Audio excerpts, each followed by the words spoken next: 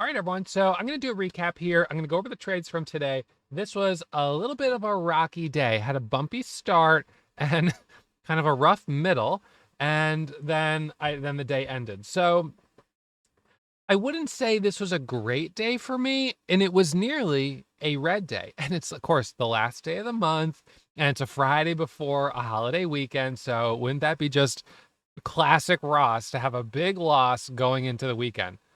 Fortunately, that disaster was narrowly averted, but really just barely. So let's start. Let's go back to the very beginning here and look at the first trade of the day. So I sat down this morning on the early side. It was around 6:30 and pulled up the scans and saw BNRG was our leading gainer. Now, this stock is an energy stock. It's got a low float of 1.6 million shares. It's got 80 million shares of volume right now, um, but it's cheaper. And this presented a challenge for me. If you look at the chart, what do you think it is? The move started after hours. I always feel like I missed the move, right? I missed the early jump trading it in here when it made its biggest squeeze, and now I'm kind of jumping in late.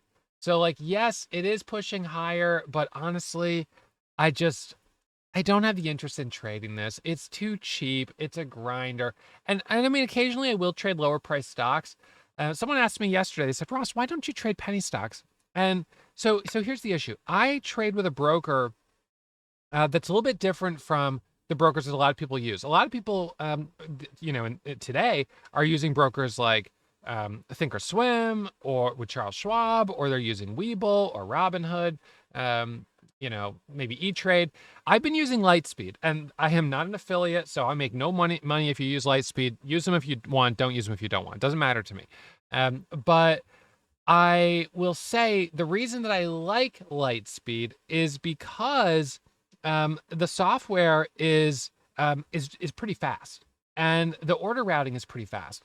So when I was learning to trade, this is more than a decade ago, I initially started with Ameritrade and E-Trade, and in those days, the commissions on TD and Ameritrade.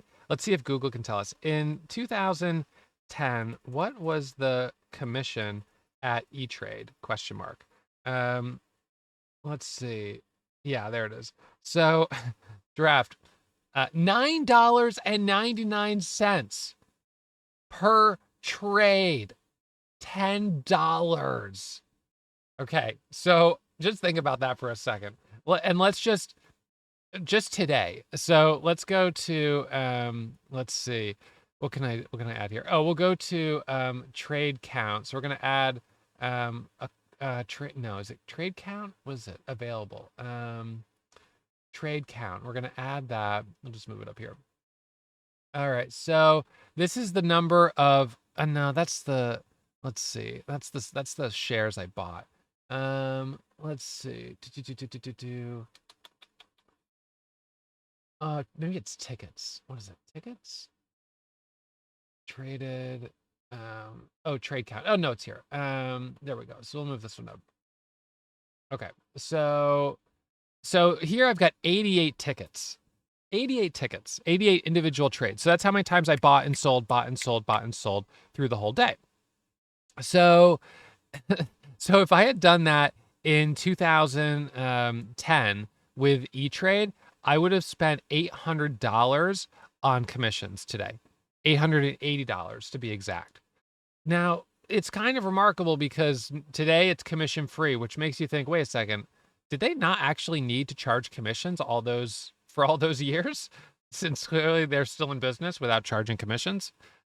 In any case, so in those days, most traders who are active day traders would switch to platforms like Lightspeed, and there's a number of others. There's Cobra, there's Guardian, there's Centerpoint, and these are brokers that generally charge between, at a high, $5 per trade, which is 50% lower than the E-Trade and Ameritrades of the world of those days. But if you trade a lot, you can get discounted commissions. So let's see. So for stocks and ETFs, so they say your commissions are, let's see, under $2 if you do more than 3,000 trades in a month, which is a lot of trades, but you get under $2 per ticket. I pay $1 per ticket right now. So I paid $88 for all the trades I took. But you also pay a routing fee. And this is the one thing that is tough. So if you route your orders to NASDAQ, you're paying 0.003 per share. That means on 10,000 shares, you're going to pay $30 in ECN fees. So now let's go back and think about, we'll just do, let's see. So let's just do the math here. So if I bought a penny stock at 50 cents and I buy 10,000 shares of it, I'm going to pay $30 to buy it plus the $1 ticket. So I'll pay $31 to buy it. If I then sell it at 51 cents, I'm going to pay another $30 to sell it plus the one. So I'm going to have $62 in fees. And that means if I got in at 50 cents and I got out at 51 cents, I'd only make $100 on 10,000 shares. And after $62 in fees, I'm only up 38 bucks, right? So the profit to loss ratio is not great if you're trading a penny stock. If you make 4 cents a share, 25% of that profit goes to fees and commissions. And 4 cents a share is a pretty nice trade on a stock that's trading at 16 cents a share. Getting in at 16 cents, getting out at 20 cents. So unfortunately, with this type of broker, you're at a disadvantage to trade low price stocks and penny stocks. Now, I do have a Thinkorswim account, which I could use for penny stocks. I've been thinking that maybe I will the next time we have a hot penny stock cycle. But nonetheless, I've mostly avoided low price stocks because the commission structure just doesn't really make sense. So BNRG, lower price stock, it's obviously moving. But this morning when I first sat down at 7, I just was like, I don't think it's worth it. It kind of squeezed here into 7 and then into 7 a.m. and then sells off, pops back up, sells off, back up, back down, stair stepping up. So it starts getting really choppy here. All right, so BNRG, long story short, it's not very short. I didn't trade it. I didn't feel good about it. So that was our leading gapper. So that was 7 a.m. Now, 7:30, there's no news, there's nothing. 8 a.m., all of a sudden, BCDA starts popping up. And when I see BCDA popping up, I'm thinking, it was just up the other day. You know what? Let's look at it. So I see it's at $4 all of a sudden instantly. And I see that there's news of an offering. So I'm like, offerings are normally bad. Why is this up this much? Maybe the price. So I'm thinking maybe they priced the offering high, and so the stock is squeezing up. So I look at the price and I see it's $3. I'm like, $3, 2.4 million shares. I don't understand why this is popping up. But nonetheless, it's obviously moving higher. So I'm going to go ahead and take a trade on it. Hey, buddy. Come here. Come talk to me. He got you what? Did you get in a fight with your brother? Got you hurt? What happened? Buddy, this is not good. Are you okay? He didn't bite you. Well, thank goodness for that. Oh, ouch. Oh no. I'm really sorry about that. Well, this is definitely tough news. I have a question though for you. Just for a second. How are your contacts today? Can you show me where you put them in? Okay. I'm just checking. All right. So, There's a lot of red. I know there's a lot of red. We do not like that. We do not like to see that red. We want to see green on these charts. So this was a stock that was squeezing up this morning. And on BCDA, I decided basically just to break the ice. I was like, you know what? It's squeezing. It doesn't make sense, but I'm going to jump in. It had a small micro pullback right around just under 4. I missed it. And I got in for the break of the $0.50 at 448. 442, 448, 450. And it pops up to a high of 482. I take my profit and boom, 1,200 bucks. So I was like, you know what? Can't really complain about that. Breaking the ice. That's green. So now I'm up 1,200 on the day, or 1,100. Anyways, it's breaking the ice. So that was my first trade. That was at 8 a.m. And then it's once again kind of dead. Nothing's moving. And I see out the corner of my eye QTNM hitting my scanner. And this is a stock, actually QNTM. This is a stock that I've traded before, or no, I haven't traded, but it's been on the scans for a couple days. It's a lower float. I saw that it has news. And so as it started to squeeze up right here, I did a trade, which is a little aggressive, getting in as it broke over 525. It ends up squeezing up to 540. And then there was a hidden seller at 540. So I was like, you know what? I'm just going to jump out of that. So I made 500 on that. Then I had my first close call of the day, ATPC. This stock pops up kind of out of nowhere, 200%. Goes a reverse split and goes from $1.50 to $4. So it makes a huge move right here. And I saw it as it was pulling back, and I was like, you know what? I'm going to watch this for a dip. So I bought the dip on this at it was 295, right down here for the bounce back over 3, about 285. It bounces up to 315, and then it flushes here all the way down to 2. So I was like, whoa, that was nasty. Did a dip off of 2, but on the first trade, I lost $900. On the dip, I only made like 200 or something. It was a very small winner. And then I got back in here at 225 for this curl back up. And I worked my way back to down only 400 on it, maybe 300.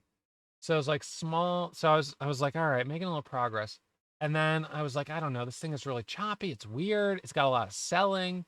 It comes back up again here. And I jumped in right, it was right here. I jumped in and I caught that red candle dropping down, and I went back to minus 1,500 on it. So now I'm basically flat on the day. I was up 199 on the day, but that doesn't include fees and commissions. So I was probably red $100 after fees and commissions. And then it comes back up and I got back in. It rips through 320. I took my profit.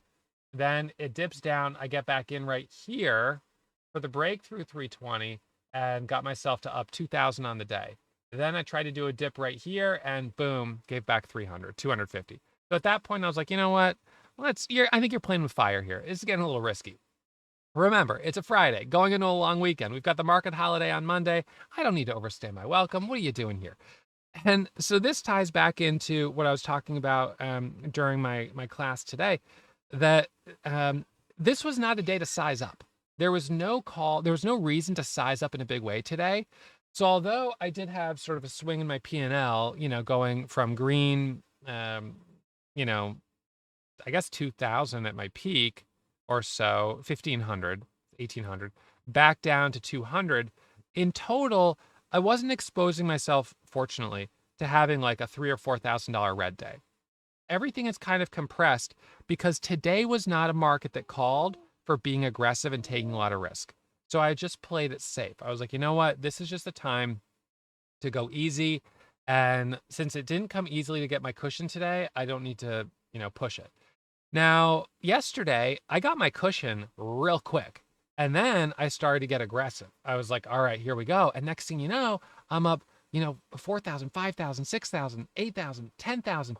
I ended up being up $12,000 yesterday. So a fantastic green day. Was not really expecting to have such a solid green day, but obviously grateful for it. I'll take it. And that is going to tide me over for today. So today is going to be a slower day, but I have yesterday, which makes up for it. So if we look at my reports here, I'm going to clear this out for a second. So yeah, so that was 11,358. That was after the fees and commission. So you can see gross and net. So right now, last 90 days right here, I mean, you can see I'm on this nice little streak coming up at 502,000 in 90 days. So it's like a small green day, solid day, sizing up, getting aggressive. And then today, another small green day. Base hits add up. That's the end of the day. Base hits add up. So the thing that has taken me all these years to kind of realize, and I don't know how long I'll be able to maintain the discipline to stick with this, but hopefully I'll stick with it for a long time, is that there are some days that just simply are not calling for you to trade with big size. And on days like that, you should just sit on your hands or trade with small size. Today was a small size kind of day. And I knew that from the beginning because it was a Friday, last day of August, before a long weekend. Is this the type of day a company's going to put out a good news headline? You can have that. I'll have it too if you want, but you can have it. And the answer to me was no. Right? What company's going to put out great news before a 3-day weekend? So the result is that we didn't have a lot of news plays today. We had a couple, but not much. We had an offering headline, which surprisingly made a stock pop up, and then we had BNRG, which was an energy stock with news from yesterday. But again, like that's not something that's really going to give me typically a good trade. So at this point, I'm just feeling, to be honest, thrilled that August is in the books. I mean, I'm on a little bit of a hot streak here. Knock on wood. It almost ended today, and it wouldn't have been a big deal if it had. But um, I'm focusing on consistency. My accuracy has been higher than usual. The market has been cooperating, and I'm looking forward to seeing what I can do for the rest of the year. So if we look at year to date right now, excuse me, year to date, I'm sitting at, let's see, it's going to be about $719,000, not including today. So that'll put me at 720,000. So 720,000 on the year right now. Accuracy, 65% right here.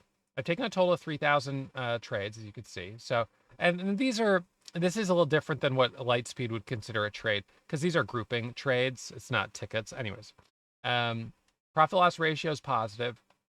And at this point, my minimum goal is to keep hitting at least $1,000 a day. Yeah. The calculator? I don't think we brought that with us. But you could use this one here. I know, that one's a little bit of a pretend one. I know, we forgot your calculator. Shoot.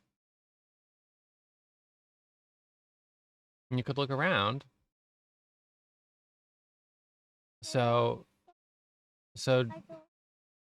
July, August, right? So if I can maintain $1,000 a day, just like, get my cushion, $1,000, then, bare minimum 20,000 a month. So 2, 4, 6, so potentially $80,000 for the rest of the year. That would put me up around 820. I don't think it's unrealistic to stretch that and, be trying to get $2,000, $3,000 a day average. I think $1 million is within reach. It might not happen. At the end of the day, it's going to be what the market's willing to give me. If the market keeps giving us great opportunities, I think $1 million is within reach. If the market cools down for whatever reason, well, that's going to be a different story. However, it seems, and I said this a year ago, that what I think is going to happen with the Federal Reserve is they're going to keep interest rates really, really high, and then just before the election, they're going to drop them back down, and then the market's going to be screaming through all-time highs going into November. It's like, it just feels like that's exactly what's going to happen. So we're probably, if I'm right on that, going to have a strong market going into the end of the year. So I think that we're probably going to see some nice momentum, and I think I'm going to be able to ride that momentum through Q4. So we'll see. I mean, I could be wrong, but that's my guess right now. So I'm just going to try to sit down every single morning and follow the same process. So looking for the leading gainers today, of course, didn't have a lot to work with, but looking for the leading gainers and focusing on just trading them on their pullbacks. So those of you guys who are tuning in on YouTube, if you didn't already know, right now we have Labor Day sales that are underway. Labor Day's pretty big holiday here in the States, so we've got a Labor Day sale that's going on. So if you come over and click on Join Now, you'll see our Labor Day sales here on, we've got Day Trade Dash, Warrior Starter, Warrior Pro memberships. So these are different bundles down here. Day Trade Dash is software only. So you'd be subscribing just to the charts, the scanners, the news feed, but not my broadcast. You don't get my broadcast, you just get the software, which I'm happy for people that want to use just the software. That's totally okay. But if you want to have access to my broadcast, you have to be in the classes. And you can become part of the classes by either being a Warrior Starter or a Warrior Pro member. The reason that I'm no longer streaming on YouTube, just like my morning show, is that I felt that it was enabling people to try to trade above their level without first dedicating themselves to following the process. Like when I'm just streaming and you just dip in for one day, you're like, oh, this guy's streaming. I'll follow along on this. And I feel like that's not the right way. I feel like the right way is watching recaps like this to get interested and be like, okay, I want to learn more about trading. And then to start to dig deep into these long classes. So I've got a lot of free content on YouTube, but of course my curriculum is right here. So the Warrior Starter membership, once you're a member of the classes, a Warrior Starter or Warrior Pro, you've got that membership for 3 years. So that's access to the classes during that 3-year period. And then at that point, you can choose, if you'd like to add on Day Trade Dash, which is the software. And then you can also add on my stream and my chat room. So my stream and chat room add-ons are only available for Starter and Pro members. And this is our bundle right here, which gives you a year of access to my stream and 90 days of access to Day Trade Dash and 90 days of access to a simulator. So this is our most popular bundle right now. We do have one that's a year of access to everything, but it's a bit more expensive. So this has been the one that a lot of people have liked. So year of access to my chat broadcast, and then you get 90 days of access to the tools, Day Trade Dash and the simulator. So this is one that you can check out. And if you want to learn more about the curriculum and the classes, you can always go up to the top here. And let's see. These are my trading courses. All of these courses are included in Warrior Pro. So Warrior Pro includes everything here. Warrior Starter only includes Day Trading the Basics. Day Trading the Basics was just taught brand new in August. So it's a brand new class, 15 chapters. I think you guys are going to love it. And Day Trading Strategies and Scaling is constantly being added to. So I've got new additions that came in August, and new additions will continue to be added moving forward. And then these are all of the sort of additional classes that are part of your Warrior Pro access. So we've got Trader Rehab, Trading Psychology, my live trading archives, algo scalping, swing and options trading, mentor recordings, trading in an IRA. And then I've got classes here by some of my Warrior Pro graduates. Jess, who now has a $1 million badge. We've got to update that. He just got it this last month. Danny, Hamong, and we've got Max. So anyways, make sure you guys check these out, those of you tuning in on YouTube. And of course, members at Warrior Trading, you're always welcome to extend your membership, add another year, and you can go into your members dashboard here. And then when you're on the dashboard, you can go click right here for renewal information and chat room tools. So you can add time here, and we already add member loyalty discounts for you guys. All right, so I hope you guys have a great long weekend. I've got some uploads that are going to be coming to YouTube over this long weekend, so I hope you're subscribed to the channel. And I'm still in Canada right now, but come Tuesday morning, you're going to see me live streaming back in my office at home. So I hope you guys have had a great summer, but right at this point, I'm looking forward to September and getting the fall off to a good start. Okay, so I'll see you guys back at it Tuesday morning.